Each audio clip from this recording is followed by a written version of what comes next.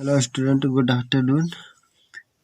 Today I will discuss about the examples of mean या arithmetic mean. ठीक है, mean या अर्थमेटिक मीन दोनों एक ही होता है। ठीक है, तो हम उसके एग्जाम्पल्स के पढ़ेंगे। ठीक है, फर्स्ट देख रहे कि the average temperature of Monday, Tuesday and Wednesday was 40 degree centigrade. Average का मतलब क्या हो गया? वही मीन टेम्परेचर।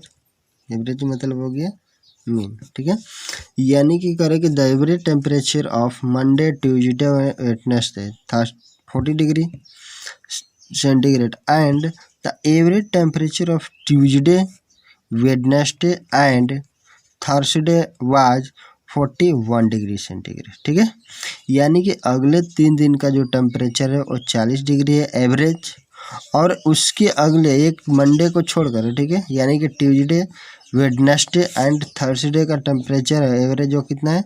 41 degree centigrade. तो कह रहे कि if the temperature on the Thursday was 42 degree centigrade, यानी कि थर्सडे को टेम्परेचर कितना? 42 डिग्री था। ठीक है, तो कह रहे what is the temperature of on Monday, यानी तो मंडे को टेम्परेचर क्या होगा? यानी कि हमारे पास ध्यान से देखो 3 दिन है। ठीक है, मंडे, ट्यूसडे, वेडनेसडे, उसका टेम्परेचर दिया, एवरेज दिया, मीन दिया और 40 डिग्री है। तो तीनों का मिला के कितना होगा? 3 दिन का है तो 4 3 कितना हो गया? 12। ठीक है, यानी 40 और गुणे 3 करेंगे तो 4 3 12, यानी कि 120 डिग्री हो जाएगा तीनों का। अगर लेंगे टेम्परेचर तीनों का योग करेंगे तब। ठीक है, फिर अगले तीनों का लेंगे, ट्यूसडे, वेडनेसडे और थर्सडे का, तो वो भी हो जाएगा 41 इंटू इसका भी 3 दिन का है। ठीक है, तो उसको क्या करेंगे? उसमें 3 से मल्टीप्लाई करते हैं, 3 के 3 4 3 1, यानी कि 130 डिग्री हो गया। अब कह रहे हैं कि if the temperature on Thursday was 42 degree, यानी कि थर्सडे का टेम्परेचर कितना था? 42 डिग्री है। तो कह रहे कि मंडे का टेम्परेचर क्या होगा? तो ध्यान से देखो, अगर ये तीनों में ध्यान से देखो, अगर इस मंडे वाला हमको निकालना है तो इसमें अगर थर्सडे को जोड़ देते हैं मंडे में, ध्यान से देखो, अगर मंडे, ट्यूसडे, वेडनेसडे अब प्लस का अगर थर्सडे कर देते हैं, ये 42 डिग्री वाला। ठीक है, तो अब तो कितना हो जाएगा? यानी कि 120 प्लस 42, और उसमें से भाई अगले 3 दिन वाला, यानी कि ट्यूसडे, वेडनेसडे और थर्सडे को घटा देते हैं तो केवल मंडे नहीं बच जाएगा। तो इस तरह से क्या करेंगे? हम निकालेंगे। ठीक है, ध्यान से देखना।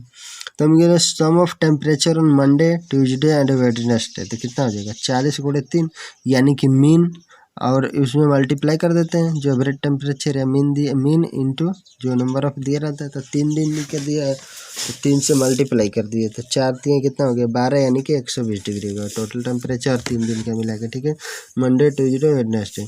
फिर उसी तरह से sum of temperature on Tuesday, Wednesday and Thursday, तो वो भी कितना हो जाएगा? 41 इंटू कितना दिन है? 1 2 3 दिन है तो 3 से मल्टीप्लाई कर देते हैं तो 123 डिग्री हो गया। अब टेम्परेचर ऑन थर्सडे कितना दिया है? 42 डिग्री दिया है। तो कह रहे हैं कि मंडे का क्या होगा? तो अब क्या करते हैं कि देखो ध्यान से, हमको क्या निकालना है? थर्सडे, अरे मंडे निकालना है। तो इसमें भी देखो मंडे, ट्यूसडे, वेडनेसडे है और इसमें थर्सडे नहीं है ना, तो इसमें क्या करते हैं? थर्सडे को जोड़ लेते हैं। ठीक है, थर्सडे को क्या करते हैं?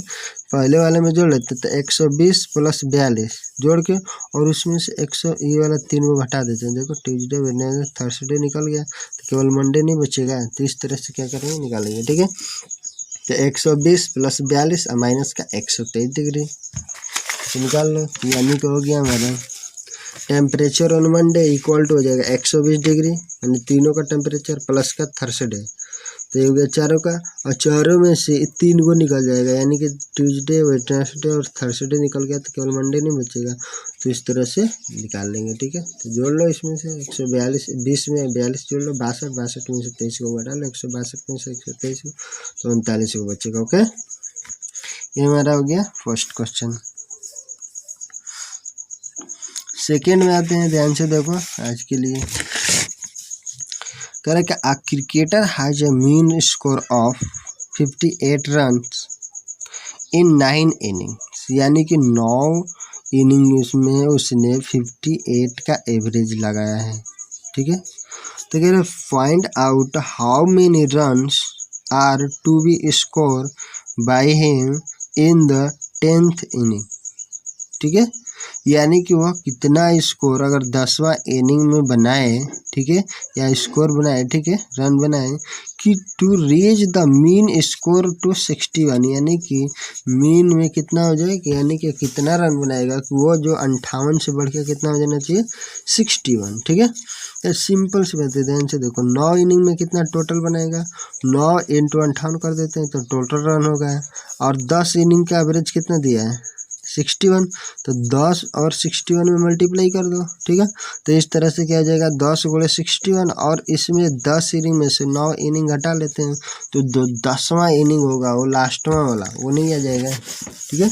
तो इस तरह से सिंपल बना लेंगे। अगर नहीं इस तरह से नहीं, अगर प्रैक्टिकल देखें तो ध्यान से देखो, इसको अब 58 को करने के लिए कितना चाहिए हमको 61 10 मैच में, तो ध्यान से देखो 9 गो तो खेला है इसने, तो 9 × 3 = 27, 3 का यहाँ पे 3 का ही गैप है ना, तो 61 है 58 है, तो 3 का एवरेज लो, तो 9 महीने का 9 इनिंग का कितना हो जाए 9 × 3 = 27, तो 27 रन इसमें जो लो, और प्लस का 10वां इनिंग में कितना आएगा 61 का एवरेज लेना है, तो 27 को 61 को जोड़ लो, तो इस तरह से 88 रन हो जाएगा। तो प्रैक्टिकली भी हो सकता है ऐसे डायरेक्टली, और अगर इस तरह से बनाओगे तो उस तरह भी बन जाएगा। तो ध्यान से देखो मीन स्कोर ऑफ 9 इनिंग, तो टोटल स्कोर कितना होगा, मीन स्कोर दिया है, मीन मतलब एवरेज, तो हो गया 58 रन दिया है एक इनिंग का, ठीक है। तो टोटल निकालेंगे तो कितना होगा 9 इनिंग का, तो 9 × 58 या 58 × 9, तो हो गया 522 रन, ओके। अब टोटल रन इन 10 इनिंग, तो 10 इनिंग में कितना होगा 10 × 61, क्योंकि एवरेज दिया है 61 का, तो यहाँ से 61 × 10 कर दिया, इक्वल टू कितना हो जाएगा 610, ठीक है। अब हमको 10वां इनिंग में रन चाहिए कि कितना रन बनाएगा 10th इनिंग में, कि वो कितना हो जाएगा एवरेज 61 रन का हो जाएगा, ठीक है। तो यहाँ पे number of run score in the 10th inning, यानी कि 10वां इनिंग में जो स्कोर करेगा तो कितना होगा total run score in 10th inning, और माइनस का total run score in 9 inning, यानी कि 10 इनिंग में से 9 इनिंग हटा लेंगे, देखिए क्या बचेगा, तो 610, और माइनस का फर्स्ट में कितना बना है 522, तो 610 में से 522 घटा लो तो 10 जीरो में से नहीं घटेगा, तो 10 10 में से 2 घटा 8, और इधर बचेगा हो जाएगा 0, तो यहाँ से 10 एगो लेगा तो एगो 10, 10 में से 2 घटा लो तो 8, 5 बचे 5 घटे क्या हो जाएगा 0, ठीक है। तो इस तरह से क्या हो जाएगा 88 रन अगर बनाएगा वो 10th इनिंग में, तो वो क्या हो जाएगा उसका टोटल एवरेज स्कोर हो जाएगा वो 58 से बढ़ के कितना हो जाएगा 61 रन हो जाएगा, ओके।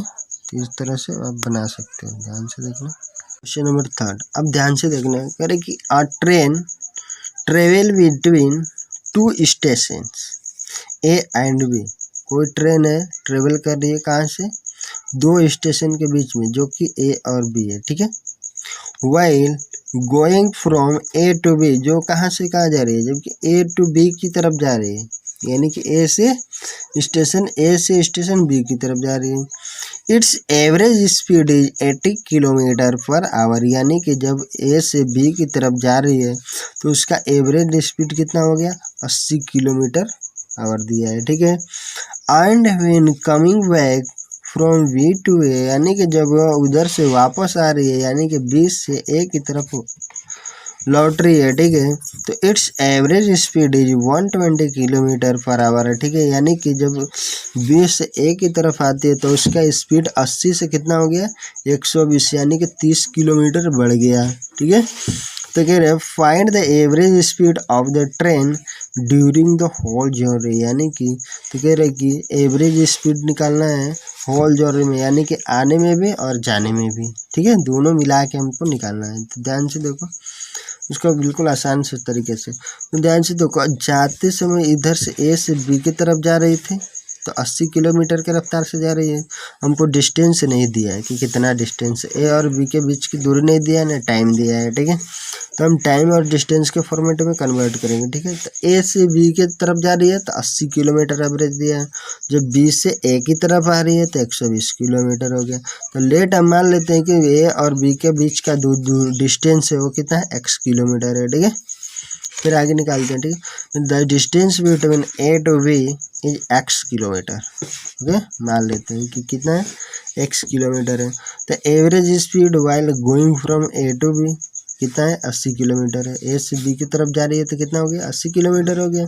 तो टाइम कितना लेगी, तो time taken to x kilometre, तो x किलोमीटर ही तो लेट किए हैं ना, तो ए से बी की तरफ जा रही है तो कितना टाइम लगेगी, डिस्टेंस अपॉन क्या हो जाएगा, स्पीड।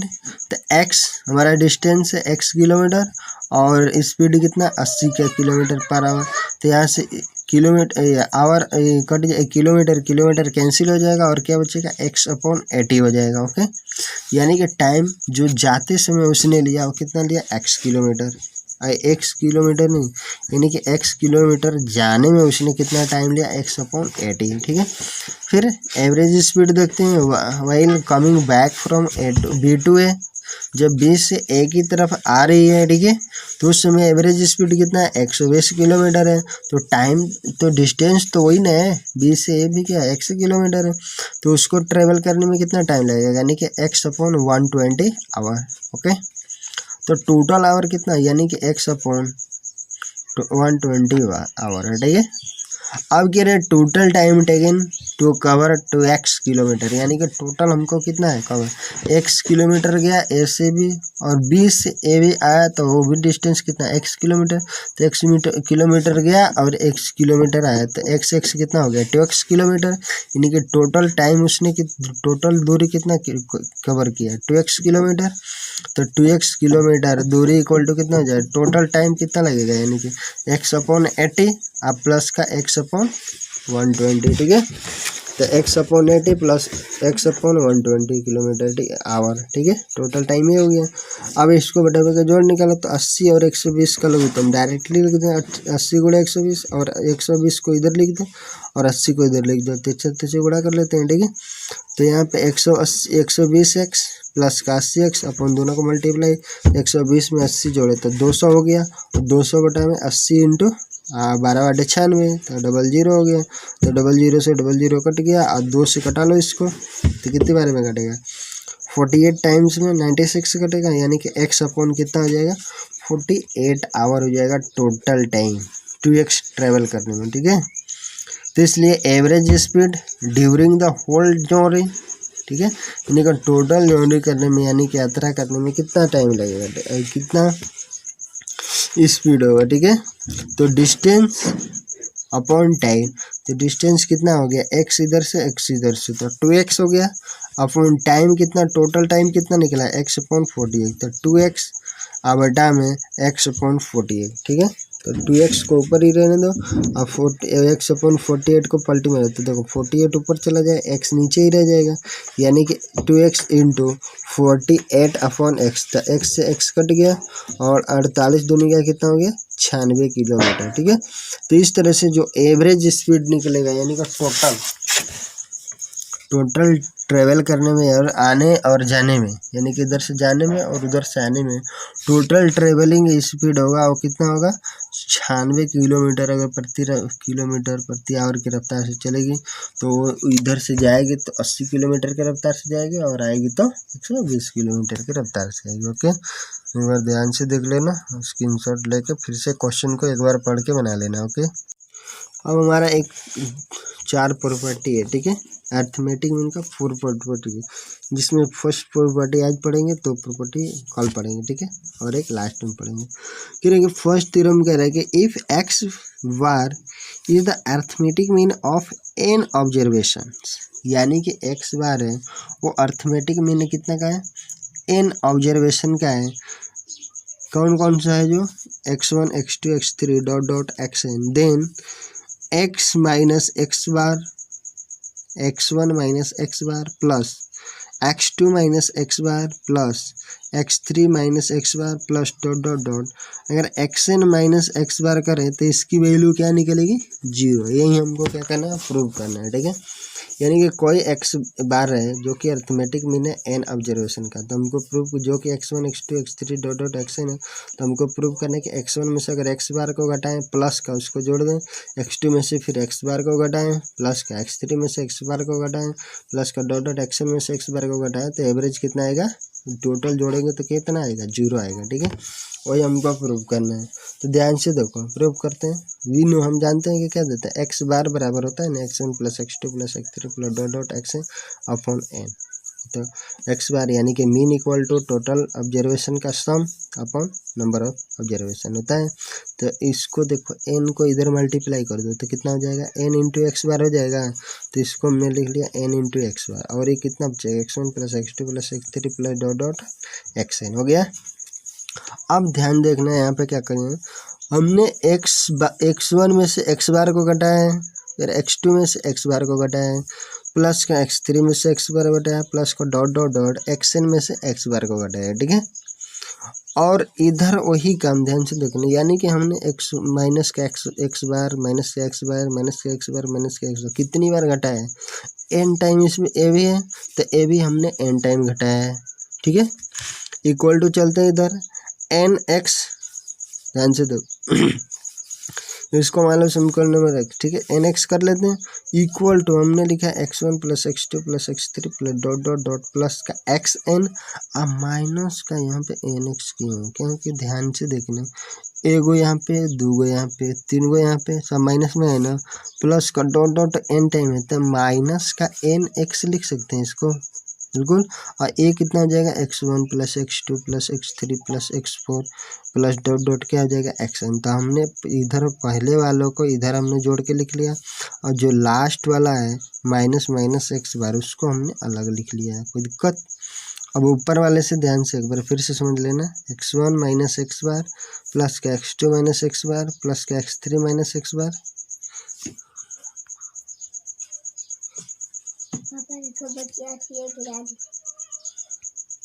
ठीक है। तो क्या करेंगे यहाँ पे, x माइनस का x बार दोनों तरफ से क्या करते हैं, ये डालते हैं, यानी कि इसमें भी x बार इसमें भी x बार इसमें भी x बार, तो ये कितना n टाइम हो जाएगा ना, तो n टाइम इधर हो गया, n टाइम इधर भी घटा लेते हैं, okay. x1 plus x2 plus x3 plus dot dot xn, अब माइनस का n x बार, ठीक है। अब इसके जगह पे ध्यान से देखो, x1 x2 x3 dot dot xn की जगह पे यहाँ से हम n x रख सकते हैं, ठीक है। तो यहाँ से हमने क्या किया, n x इसके जगह पे n x रख दिया है। ध्यान से देखो, इधर वाला तो ये वाला तो इधर सेम ही है, ठीक है, इधर वाला तो सब इधर सेम ही है। इक्वल टू कितना हो गया, इतना के जगह पे एन एक्स बार माइनस का एन एक्स, तो एन एक्स क्या हो जाएगा, कट जाएगा, तो क्या हो जाएगा, 0 बचेगा, यानी कि x bar x1 minus x bar plus का x2 minus x bar plus का x3 minus x bar plus का dot dot dot xn minus x bar equal to क्या हो गया, 0। ये प्रूव हो गया।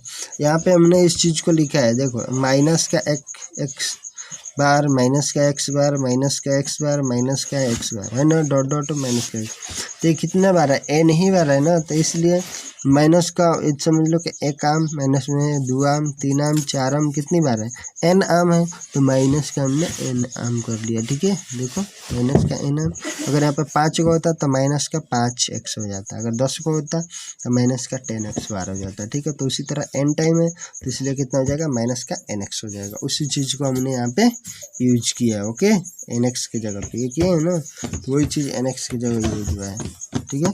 एक बार ध्यान से देख लेना इसको और सॉल्व कर लेना है, ठीक है। कॉपी पे लिख लेना और इसको 2-3 बार बना लोगे तो समझ में आ जाएगा, ओके।